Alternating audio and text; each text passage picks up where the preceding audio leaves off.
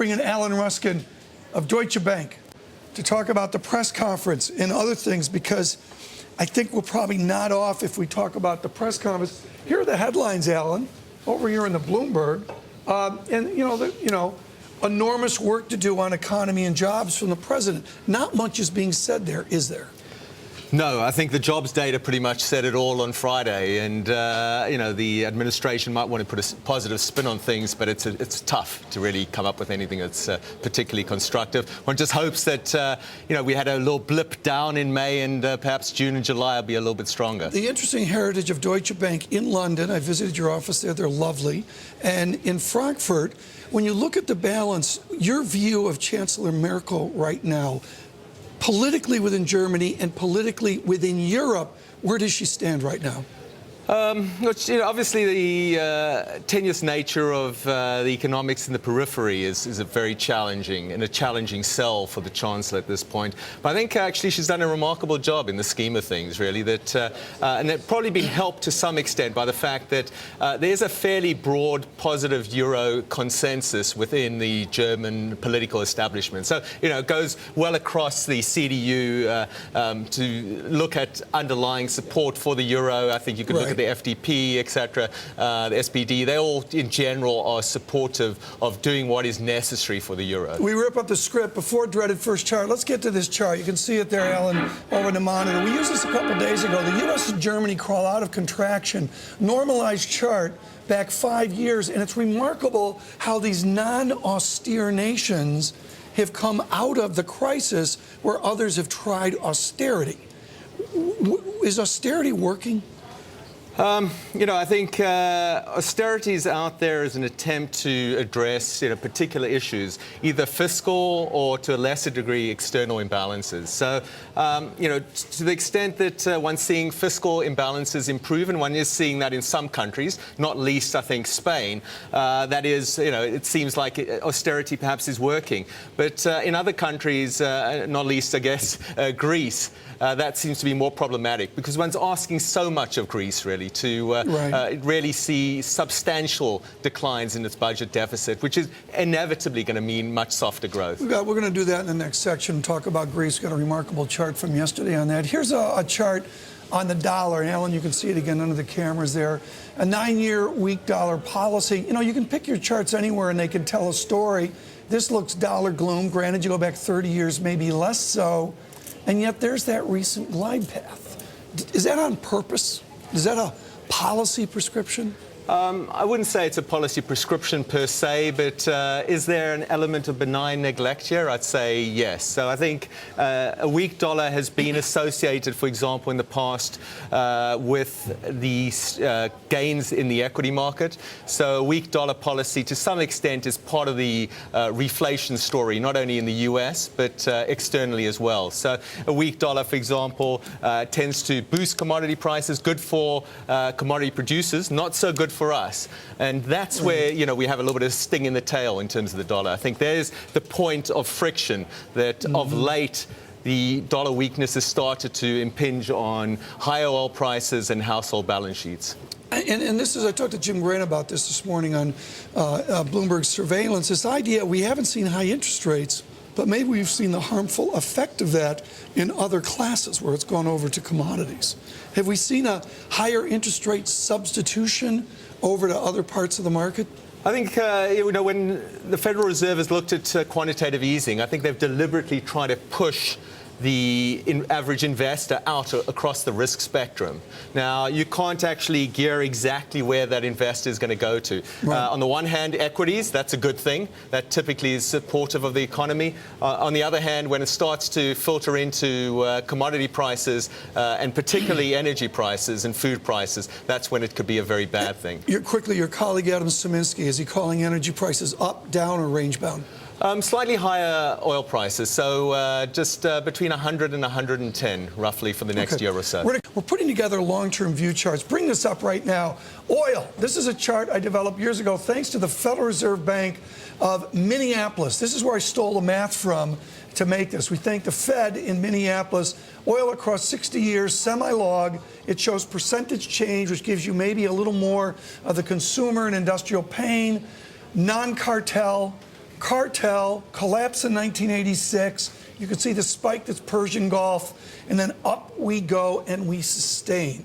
What now? Is it stochastic and come right back down, or does Adam and Michael Lewis and your team say there's more of a persistency here? Well, I think, one thing there's definitely some persistency in is the supply side risks. So, I don't think we're done with the Middle East situation. Yemen's obviously heated up in recent days. Bahrain is not, a box that we can tick and put away. Syria's, problematic as well.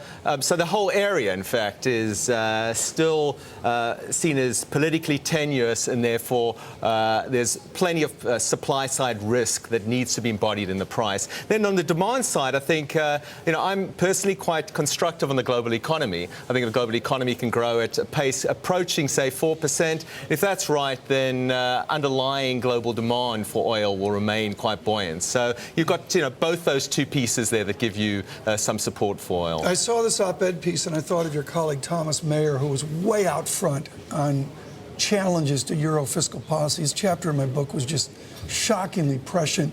Ken Rogoff, Harvard University, the global fallout of a Eurozone collapse. I love this distinction.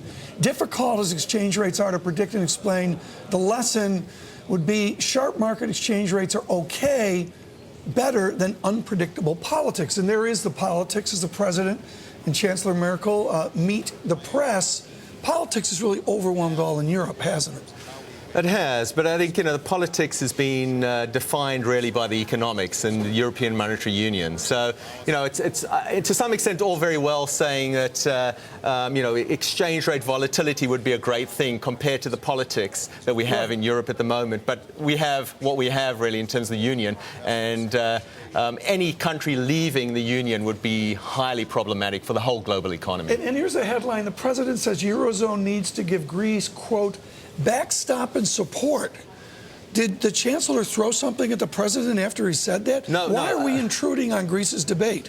No, I think it's precisely what I just said to you, Tom, there. I think the idea is that this is a global phenomenon, that any contagion event would not be contained to in Europe. This would be, something which would impinge in a big way in the United States. And obviously, with our growth slowdown, this is the last thing we actually need at this point. Thanks for your emails on this chart. Another long-term view, real GDP. This is the Ruskin chart. I'm kidding. It's real GDP, U.S. You can see the crisis. And you see we came back. That blue line, God, that's a gorgeous chart, Joan. Joan, art director, surveillance midday. That blue line is 2.8%, Alan, and we just can't get it back to where we were in the glorious 90s. In Europe, you're saying impinges on that, the uncertainty there. It certainly does, but I think there's a much bigger story that's more pertinent and relates much more to the United States. Please. Which is this classic, we were at the epicenter of the financial crisis, and you typically see much slower growth post-financial crises, and that's exactly what we're seeing. I think actually, Tom, just to make one additional point, there's a line underneath there. I think a lot of people say that if the U.S. economy slows below, say, 2%, in that 1.5 to 1.75% range, year-on-year GDP. Historically, we've slipped into recession. So the key point is that we stay above that line, really. Otherwise, that is perceived as stall speed, and that's when other issues kick in. Will the Fed do QE3, for example? That could be our new cliche, not kick the can. It could be stall. Where's the can chart? Please, the can chart. Rex, come on, stay with me here. This is a great chart, elegant chart. Richard Yamarone, Tedward Mers of Bloomberg Brief came up with this. This is a wonderful newsletter. They steal from me every day. The new normal is kicking the can. They got every cliche in there that goes, Alan. They went to the Bloomberg terminal, and the white line is the citations of the new normal. The yellow line is kicking the can. Kicking the can is winning. What does kicking the can signal to you besides we're all worn out by it? There's so many ways in which you can use the cliche, Tom. I mean, Yeah. I think that, a lot of what we're talking about here is a lack of complete global healing, public sector balance sheets, which are in terrible shape. And the idea is that you defer fiscal adjustment for as long as you can. My worry, Tom, is that you're going to actually have a situation where you've kicked the can down the road in 2 years' time. You have, a slowdown or growth recession, and that's the last time and the last period that you'd actually want to be trying to do these fiscal adjustments. The last possible period to actually do fiscal consolidation in the United States or in Europe would be in the midst of a recession. Quickly, you spent a lot of time on this idea. ISM manufacturing, again, Alan, you can see it here. ISM PMI, we rolled over there on the right side of the chart. Is that renaissance at risk here that we're seeing in manufacturing? You know, manufacturing is very, very strong in this recovery. And in fact, you know, what you've actually done is you've converged in terms of manufacturing PMI to non-manufacturing PMI in a more normal state for the recovery. So, in fact, you could in some ways see this as normalization vis-a-vis the non-manufacturing side of things.